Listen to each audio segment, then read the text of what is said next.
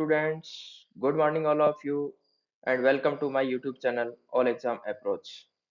प्यारे बच्चों, आज हम मानव भूगोल के मूल सिद्धांत पाठ्य पुस्तक के 5वें अध्याय के तहत प्राथमिक क्रियाएं पढ़ रहे हैं। प्राथमिक क्रियाओं के तहत इससे पूर्व हमने आखेट एवं भोजन संग्रहण, खनन और पशुचारण को पढ़ा है। आज हम चौथी प्राथमिक क्रिया पढ़ने जा रहे हैं, जिसमें हम आज के शिक्षण बिंदु रहेंगे हमारे कृषि, और कृषि के तहत पहली कृषि रहेगी हमारी निर्वाह कृषि। प्यारे बच्चों, सबसे पहले हम समझते हैं कि कृषि किसे कहते हैं।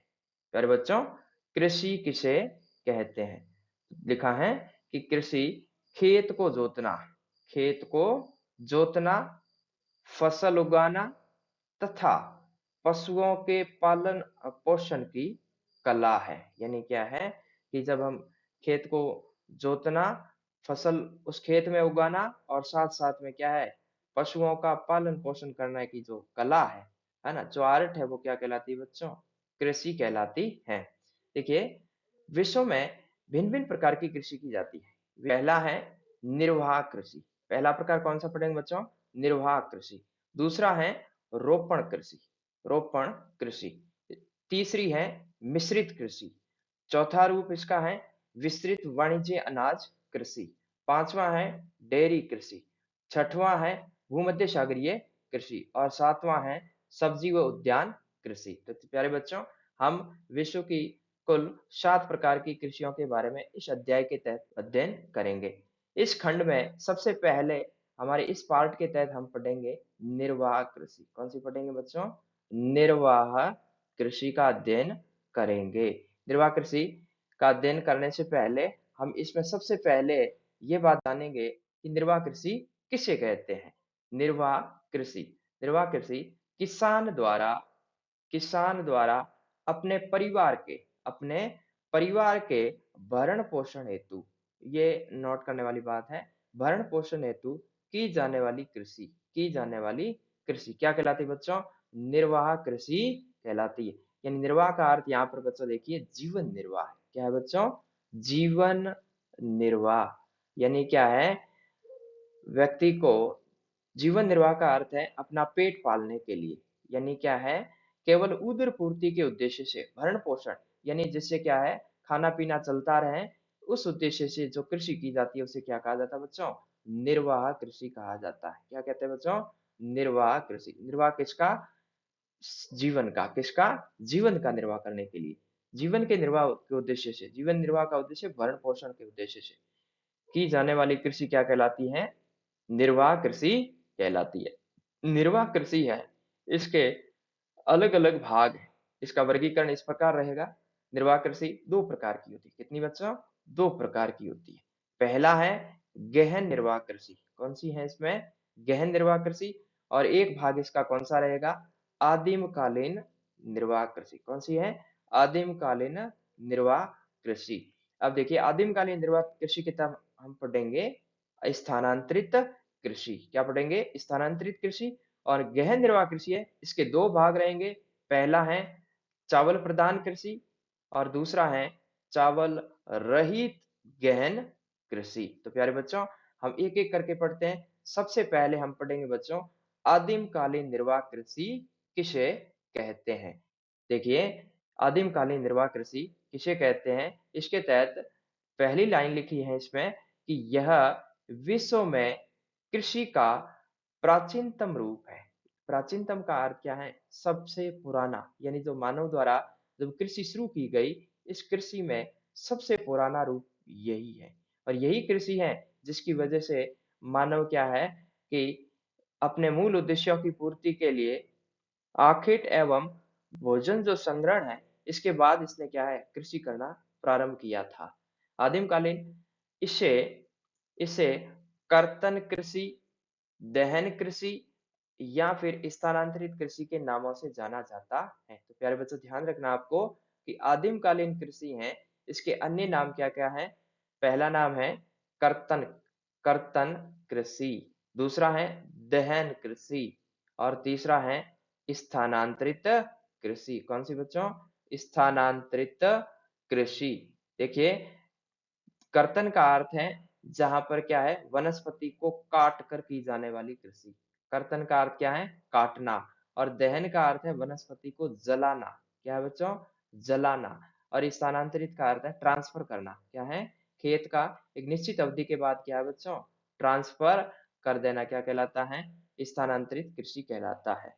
तो प्यारे बच्चों ध्यान रखना आपको कि आदिमकालीन निर्वाह कृषि है, इसके अन्य नाम कौन कौन से हैं, कर्तन कृषि, दहन कृषि और स्थानांतरित कृषि भी कहा जाता है। इसकी अगली विशेषता है कि ये कृषि है, यह अस्थायी रूप से की जाती है, अर्थात 3 से लेकर 5 वर्ष के मध्य क्या है, खेत परिवर्तन करना पड़ता है। और इसीलिए क्या है, इसे स्थानांतरित कृषि कहा जाता है। यानी स्थानांतरण करता क्या है, स्थानांतरण करना पड़ता है किसका बच्चों, खेत का।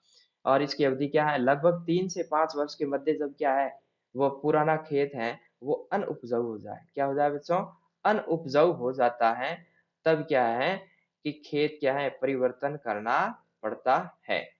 अगली विशेषता देखिए बच्चों, आदिमकालीन कृषि, इसमें जोतों का आकार सामान्य से कम होता है। यानी क्या है कि खेत होते हैं वो क्या होते हैं बच्चों, छोटे होते हैं। जोतों का आकार मतलब क्या है, खेत है वो क्या है, छोटे होते हैं। अगली विशेषता है कि आदिमकालीन कृषि होने के कारण प्राचीनतम औजारों, यानी जो आदिमकालीन है, पुराने समय की है, और उसमें औजार है, यानी क्या है, जो यंत्र है, कृषि यंत्र है, वो भी क्या है, पुराने लिए जाते हैं। और उनमें कौन-कौन से, जैसे लकड़ी का हल है, कुदाली है, फावड़ा है और कुल्हाड़ी है, इत्यादि का प्रयोग किया जाता है। यानी ये उपकरण है जिनका प्रयोग किया जाता है। अगला विशेषता ये है कि जो आदिमकालीन कृषि है, यह है कहाँ पर की जाती है, ये बहुत महत्वपूर्ण बात लिखी हुई है, ये उष्णकटिबंधीय क्षेत्रों में की जाती है। कहाँ की जाती है बच्चों, उष्णकटिबंधीय क्षेत्रों में की जाती है। उष्णकटिबंधीय क्षेत्र देखिए बच्चों, उष्णकटिबंधीय जो क्षेत्र है, यह विश्व में कहाँ पर होते हैं बच्चों, ये होते हैं आपके बच्चों, यह क्षेत्र हैं, ये क्षेत्र होते हैं कर्क रेखा, कर्क रेखा और मकर रेखा, और मकर रेखा के मध्य वाला क्षेत्र।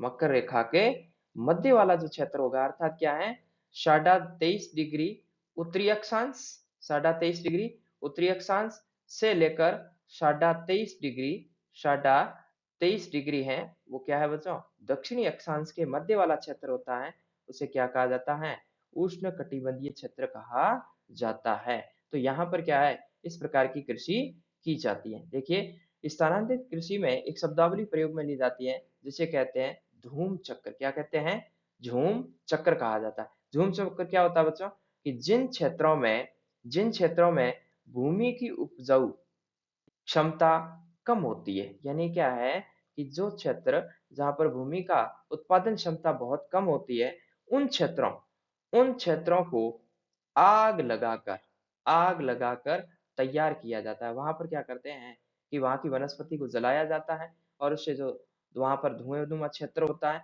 और वो क्षेत्र है वो क्या कहलाता है, झूम चक्र कहलाता है। और झूमिंग इसी से ही नाम क्या है बच्चों, झूमिंग पड़ा है। क्या बच्चों, झूमिंग इसी से ही नाम आया है, जो भारत के क्या अंश है, उत्तरी पूर्वी भारत में इसका प्रयोग किया जाता है। प्यारे बच्चों, ये वाली जो आदिम कृषि है, ये किन-किन क्षेत्रों में की जाती है, मानचित्र के माध्यम से समझते हैं। देखिए बच्चों, मानचित्र के नीचे ये बात स्पष्ट लिखी हुई है कि इसके तहत हम कौन सी कृषि की बात कर रहे हैं। यहाँ पर हम कर रहे हैं बच्चों आदिमकालीन आदिमकालीन निर्वाह कृषि के क्षेत्र। ऐसा मानचित्र बोर्ड परीक्षा में पूछा जा सकता है कि आदिमकालीन निर्वाह कृषि है वो कौन कौन से वैश्विक क्षेत्रों में की जाती है। तो यहाँ पर छायांकित किए हुए क्षेत्र हैं वो है आदिमकालीन कृषि के। तो प्यारे बच्चों यहाँ देखिए, ये जो क्षेत्र है, ये उत्तरी अमेरिका और दक्षिणी अमेरिका का क्षेत्र है। ये देखिए बच्चों, उत्तरी अमेरिका है, और इसके नीचे ये मध्य अमेरिका, तो मध्य अमेरिका में की जाती है।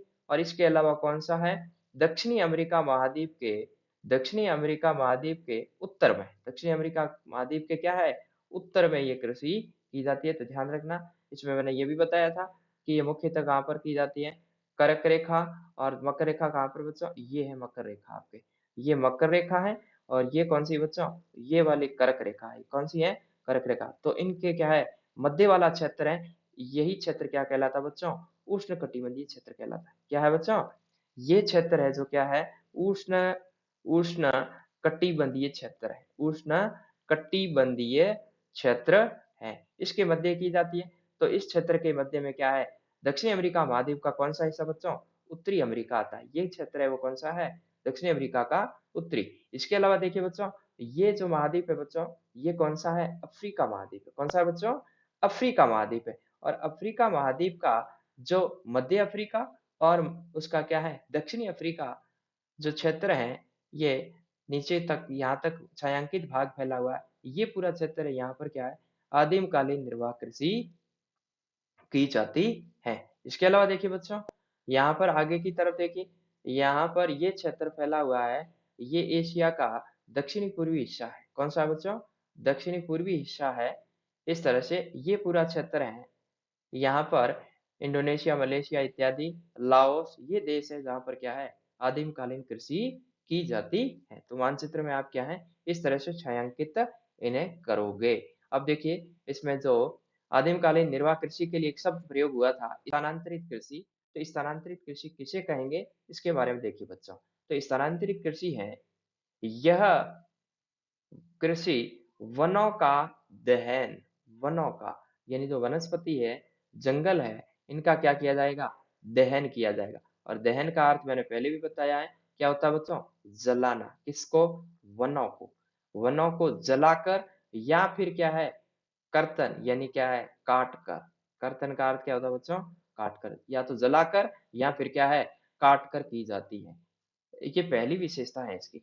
फिर लिखा है कि ये कृषि क्या है, 2 या 3 वर्ष बाद, और कहीं पर इसका उल्लेख मिलता है 3 से 5 वर्ष बाद, यानी सामान्यतः अधिकतम 5 वर्षों के अंदर अंदर क्या है, यदि खेत अनउपजाऊ हो जाता है। क्या होता है बच्चों, खेत अनउपजाऊ होने पर एक स्थान से दूसरे स्थान, एक स्थान से क्या बच्चों, दूसरे स्थान पर जब स्थानांतरित की जाती है, इसलिए इस कृषि का नाम क्या पड़ा बच्चों, स्थानांतरित कृषि पड़ गया। स्थानांतरित कृषि पड़ गया, यानी क्या है, एक स्थान से दूसरे स्थान पर क्या कर दी जाती है बच्चों, यह कर दी जाती है ट्रांसफेयर। क्या कर दी जाती है, ट्रांसफर की जाती है। अगली विशेषता देखिए बच्चों, कि यह कृषि है, यह कृषि आदिम तौर तरीकों, आदिम का अर्थ है प्राचीन। क्या है बच्चों, आदिम का अर्थ क्या होता है, प्राचीन, यानी क्या है, कि जो पुराने तरीके हैं उनसे यह कृषि की जाती है, आदिम कालीन कृषि। और इसलिए इसी का नाम क्या पड़ा बच्चों, आदिम कालीन कृषि। क्या पड़ गया बच्चों, आदिम कालीन कृषि, इसका नामकरण हो गया है।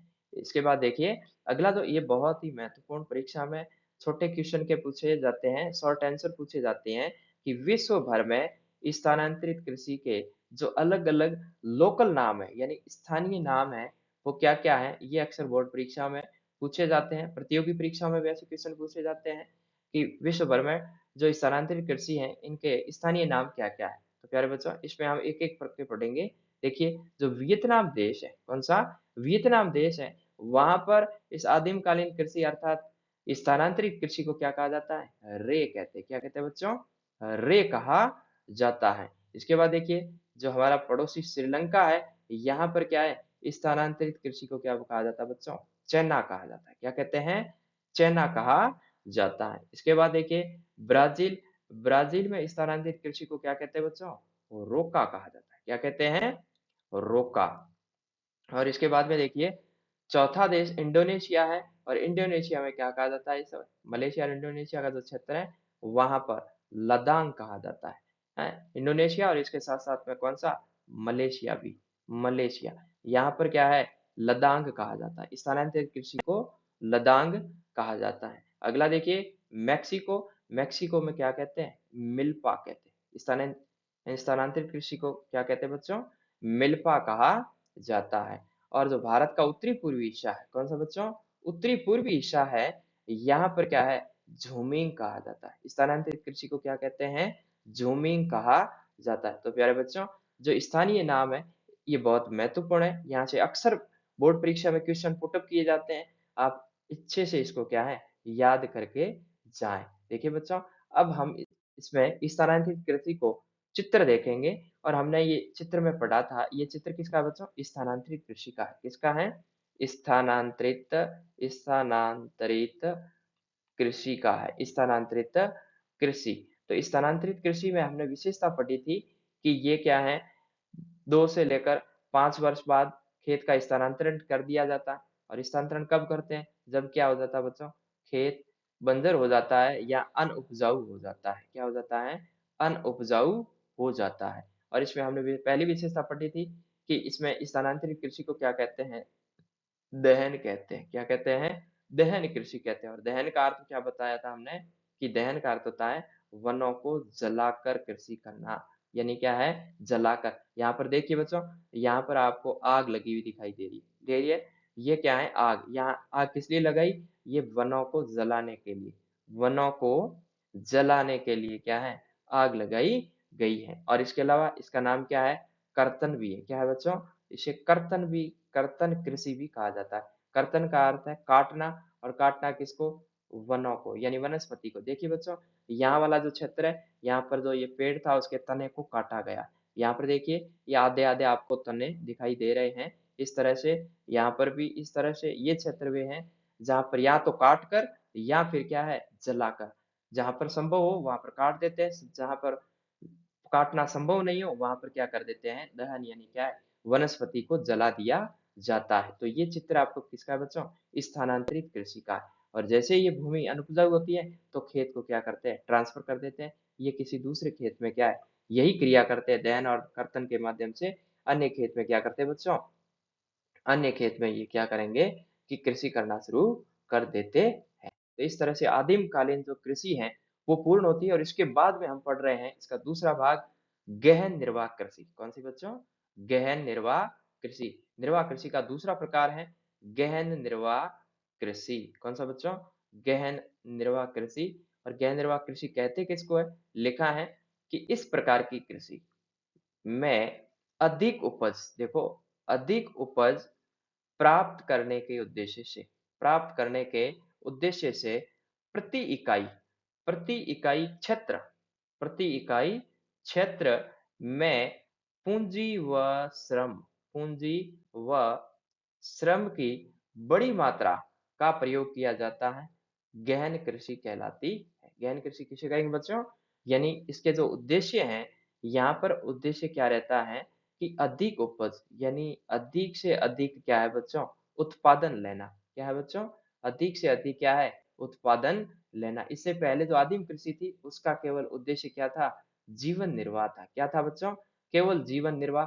जीवन निर्वाह का अर्थ क्या है? घर में जो आवश्यकता है उतना अनाज प्राप्त हो जाए, वहीं तक क्या है? सीमित है। जबकि इसमें क्या है?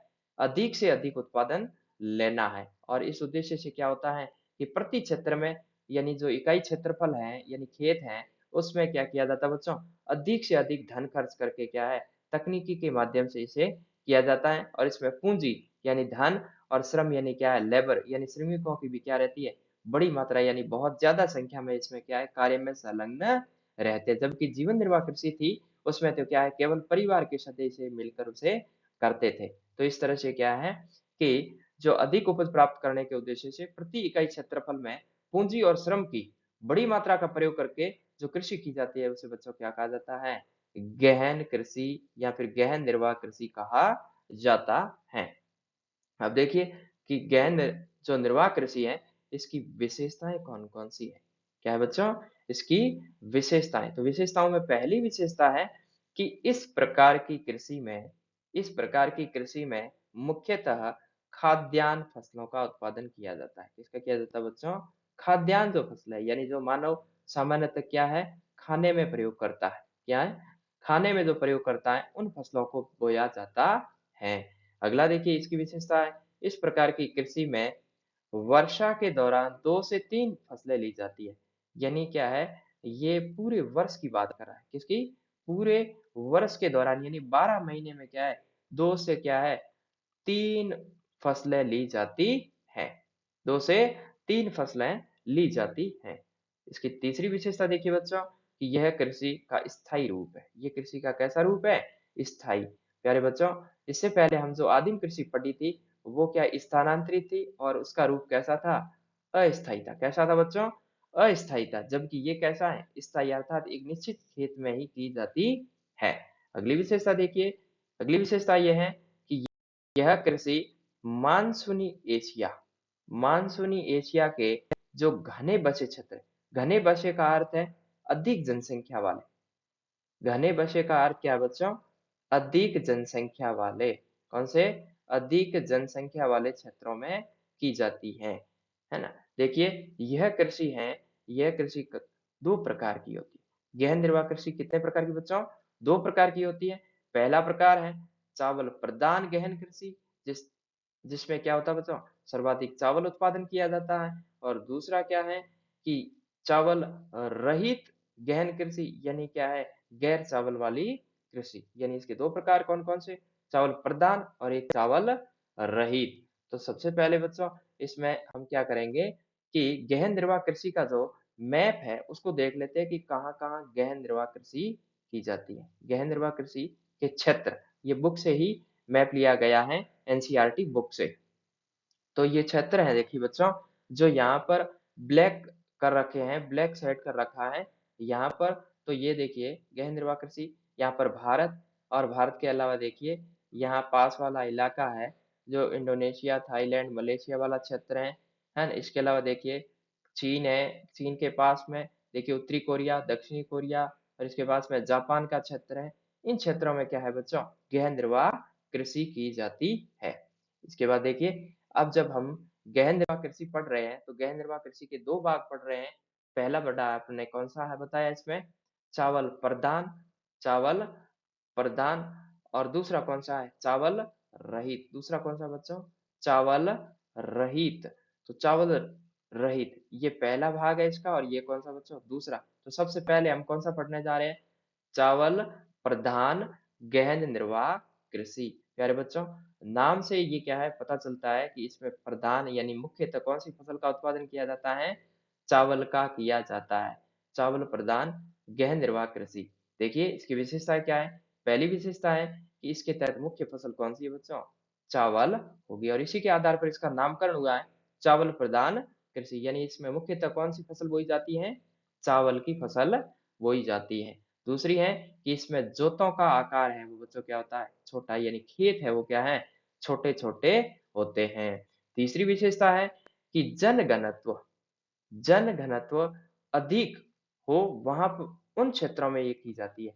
तभी हमने क्या है? मानसूनी घने बसे एशिया, घने बसे एशिया के क्षेत्र अर्थात जहाँ पर जनसंख्या अधिक है, वहाँ पर चावल उत्पादन अधिक हो रहा है। अगला देखिए बच्चों, अगली विशेषता है कि यह जो कृषि कार्य है, इसमें क्या है? परिवार के सदस्यों की भी भूमिका रहती है। पाँचवीं विशेषता है कि प्रति इकाई उत्पादन अधिक होता है। यानी क्या है कि प्रति इकाई उत्पादन का अर्थ है कि जो जोतों का आकार यानी जो खेत है, खेत के अनुसार क्या है? खेत के अनुसार उत्पादन क्या होता है बच्चों? सामान्य से अच्छा होता है, यानी अधिक होता है।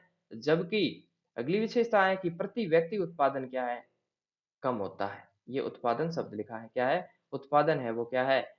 कम होता है। यानी क्या है कि इसका कारण है कि परिवार के सभी सदस्य इसमें लग जाते हैं, तो प्रत्येक सदस्य को क्या है? हिस्से में कम अनाज आता है, अर्थात क्या है? प्रति व्यक्ति उत्पादन है, प्रति व्यक्ति उत्पादन है वो क्या है बच्चों? कम है। जबकि जबकि क्या है? प्रति इकाई यानी खेत के अनुसार क्या है? अच्छा उत्पादन प्राप्त हो जाता है। अगली विशेषता ये है कि इसमें मानव श्रम अधिक लगता है। चावल प्रधान कृषि है बच्चों, इसमें क्या है? जो मानव का श्रम यानी इसमें लेबर है, वो बहुत ज़्यादा और मेहनत भी ज़्यादा चाहिए होती है। अगली विशेषता क्या है बच्चों? लिखा है कि इस कृषि में मशीनरी का प्रयोग क्या है बच्चों? कम किया जाता है। मशीनरी का प्रयोग क्या है बच्चों? कम किया जाता है। अगली विशेषता है कि यह जो वर्षा है, इसमें मात्रा जो रहेगी वर्षा की 100 सेंटीमीटर से अधिक, क्या लिखा है? 100 सेंटीमीटर से अधिक रहेगी, यानी 100 सेंटीमीटर प्लस रहेगी। अधिक इसमें वर्षा की ज़रूरत रहती है। क्यों? क्योंकि चावल के अंकुरित होने के लिए वर्षा की मात्रा बहुत ज़्यादा चाहिए। और आप देखिए बच्चों, विश्व के प्रमुख उत्पादन क्षेत्र कौन से हैं जहां पर चावल प्रधान कृषि की जाती है? तो सबसे पहले किसका नाम आता है बच्चों? भारत। दूसरा भारत का पड़ोसी बांग्लादेश। इसके बाद तीसरा कौन सा? इंडोनेशिया। और चौथा कौन सा देश है? थाईलैंड। तो प्यारे बच्चों, इन देशों के नाम भी आपको परीक्षा की दृष्टि से आपको याद रखने हैं कि किन किन देशों में क्या है, चावल प्रधान कृषि की जाती है। तो भारत, बांग्लादेश, इंडोनेशिया और थाईलैंड, ये वो देश है जहां पर क्या है बच्चों, यह कृषि अर्थात कौन सी, ये चावल प्रधान कृषि है वो की जाती है। इसके बाद देखिए, जो अगला है आपके, इसके तहत कौन सा है? चावल रहित गहन निर्वाह कृषि। कौन सी है बच्चों? चावल रहित गहन निर्वाह कृषि। अब देखिए, चावल रहित का अर्थ जिसमें क्या है, मुख्य चावल नहीं है, इसके अलावा इसमें जो मुख्य फसलें कौन कौन सी है बच्चों? देखिए, मुख्य जो फसलें हैं, गेहूं, सोयाबीन, जौ, ज्वार और सोरपम मुख्य फसलें हैं। दूसरी विशेषता इसकी ये है कि इसमें जोतों का आकार क्या है? सामान्य होता है। इससे पहले वाली जो चावल प्रधान थी उसमें क्या था? छोटा था, जबकि इसमें क्या है? सामान्य अर्थात बड़ा होता है। क्या है? सामान्य अर्थात क्या है? काफी सम्मानजनक क्षेत्रफल वाले खेत होते हैं। तीसरा देखिए, इसमें वर्षा की मात्रा क्या है? कम होती चाहिए। देखिए इसमें क्या है कि उसमें 100 से प्लस थी, अर्थात इसमें क्या है, 100 सेंटीमीटर से कम वर्षा वाले क्षेत्रों में भी क्या है, चावल रहित कृषि करना संभव है। अगला देखिए बच्चों, जलवायु। जलवायु यहाँ का कैसा चाहिए बच्चों? शुष्क। तभी तो क्या है, वर्षा भी कम है, यानी क्या है, सूखे क्षेत्रों में भी एक संभव है। इसके बाद देखिए, पांचवी विशेषता है कि इस कृषि में क्या है, सिंचाई भी की जाती है। यानी क्या है, वर्षा अगर नहीं हो तो क्या है, कुएं एवं नलकूप। सिंचाई का अर्थ क्या है? कुएं एवं नलकूपों की सहायता से भी क्या है बच्चों, नलकूपों की सहायता से क्या है, कृषि करना संभव है।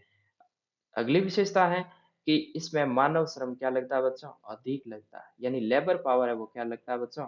अधिक लगता है। अगली देखिए, इसमें प्रति व्यक्ति उत्पादन क्या है?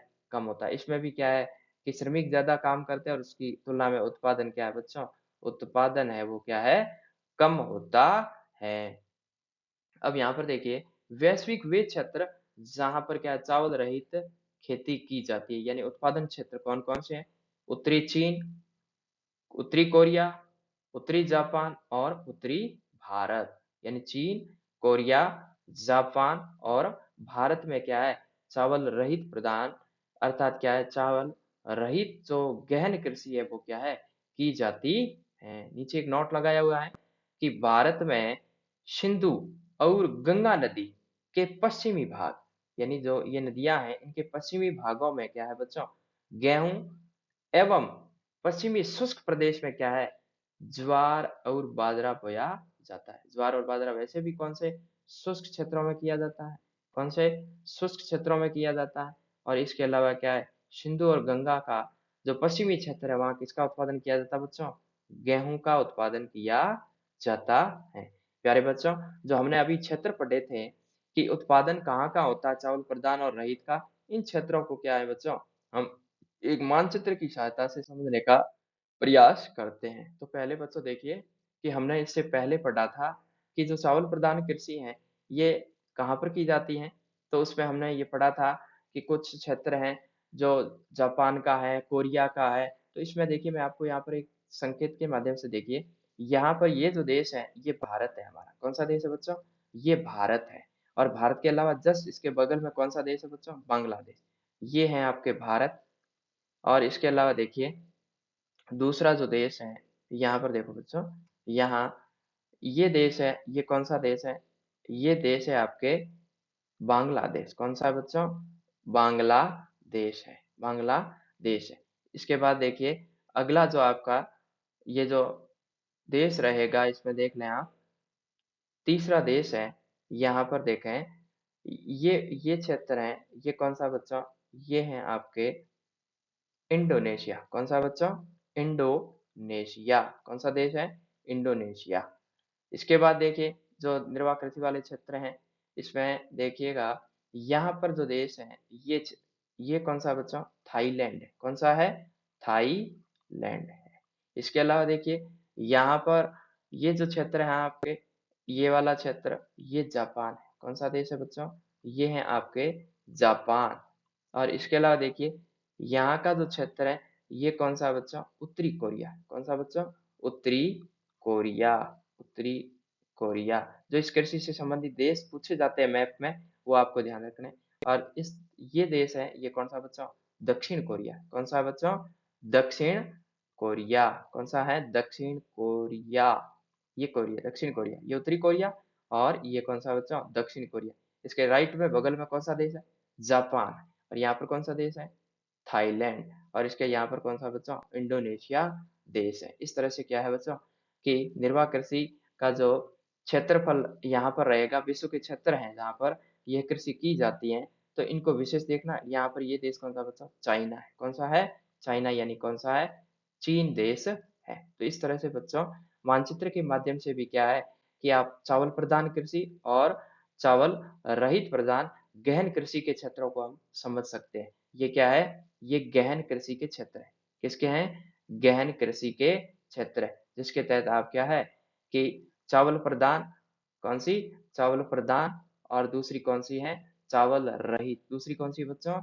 चावल रहित कृषि के जो देश हैं, उनको हमने क्या है यहाँ पर पढ़ा है। पुनः देख लीजिए इसमें, चाइना, इसके बाद नीचे की तरफ ये भारत, बांग्लादेश, और इसके अलावा कौन सा देश है? इंडोनेशिया, थाईलैंड, और इसके अलावा देखिए उत्तरी कोरिया, दक्षिणी कोरिया और जापान का क्षेत्र। प्यारे बच्चों, उम्मीद करता हूँ कि ये टॉपिक आपको समझ में आया होगा। वीडियो देखने के लिए धन्यवाद।